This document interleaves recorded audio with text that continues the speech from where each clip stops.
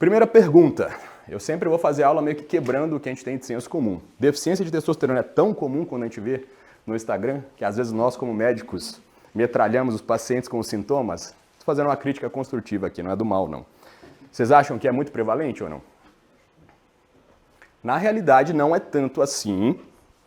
Antigamente, essa prevalência era maior em pacientes com mais de 50, 60 anos.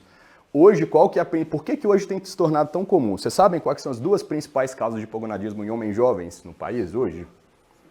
Conseguem chutar? Uma tem nos casos aqui com frequência, vocês já viram. A obesidade, o sedentarismo e o sobrepeso. Quando eu tenho um quadro desse, eu tenho uma sinalização inibitória, o LH tende a cair. E tem uma outra causa mais comum ainda, qual que é?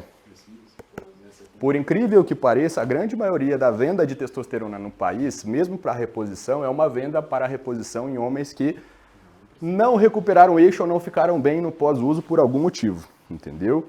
Então, assim, não é tão comum, uma varicocele, alguma coisa assim, mas geralmente é mais para fertilidade, não tanto testo. Acidentes, torção testicular, trauma, também nem tanto assim, tá bom? Mas, de qualquer forma, todo dia, por todo mundo estar metralhando sintomas, vão vir pacientes querendo entender. E quanto mais gente procura, mais a gente vai achar também, querendo ou não, tá? Então, é uma coisa comum. Então, assim, a gente entende que é mais prevalente em idades mais avançadas. E qual que é o paradoxo que a gente tem aqui? Quem que ninguém fica falando no Instagram para procurar o médico para hipogonadismo? O idoso, o coitado do idoso.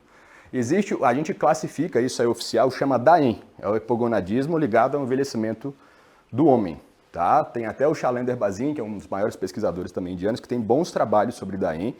Então, assim, a gente tem de fato um paradoxo. Muitos jovens recebendo TRT, sem necessariamente ser TRT, e muitos idosos que poderiam receber, igual uma mulher menopausada recebe, que são ignorados. Às vezes não se faz nem testosterona total de rastreio. Eu não estou sendo exagerado aqui, texto para todos.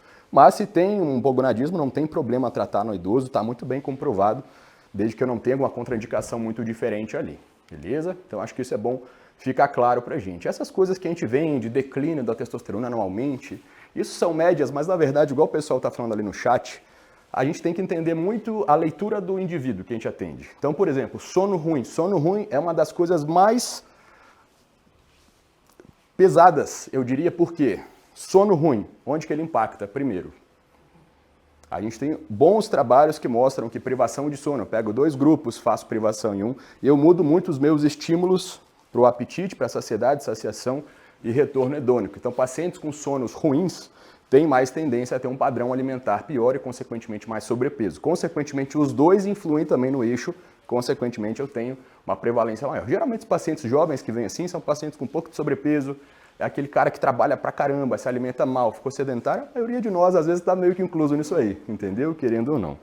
E aí como que a gente diagnostica isso também, pessoal? Então assim, a gente tem até trabalhos que pegam o IBEX, que é o Instituto de Biologia do Exército, para tentar avaliar a média de testosterona de acordo com determinados tipos de população. A gente vê que no Brasil, né, nessas amostras, a gente tem uma maioria dos pacientes circulando aqui, ó, entre 400 na realidade a 600. É o que a gente puxa naquela curva de Gauss assim, beleza? Ah, doutor, minha testo está baixa, 510. Não, tá normal. Você está querendo tomar testo, mas está normal. É comum, às vezes, o que a gente vê, entendeu? O que acontece? Qual que é o problema dos sintomas do hipogonadismo? Falem para mim.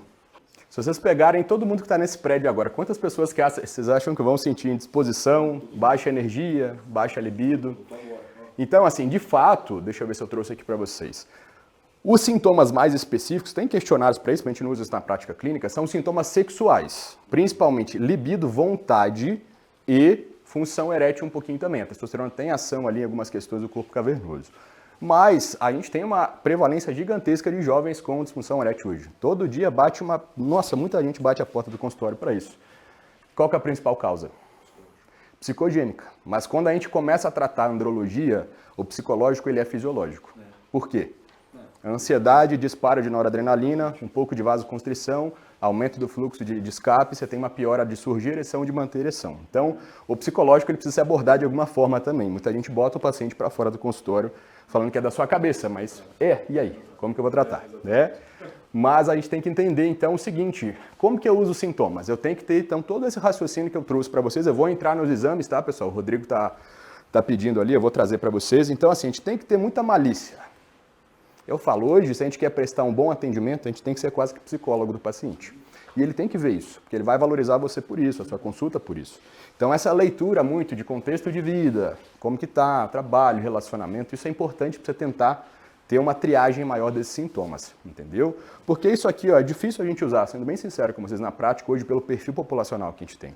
Então, de fato, como andrologia endócrina, a gente vai ter uma grande relevância do laboratorial. Aqui nem sempre a clínica vai ser soberana, né?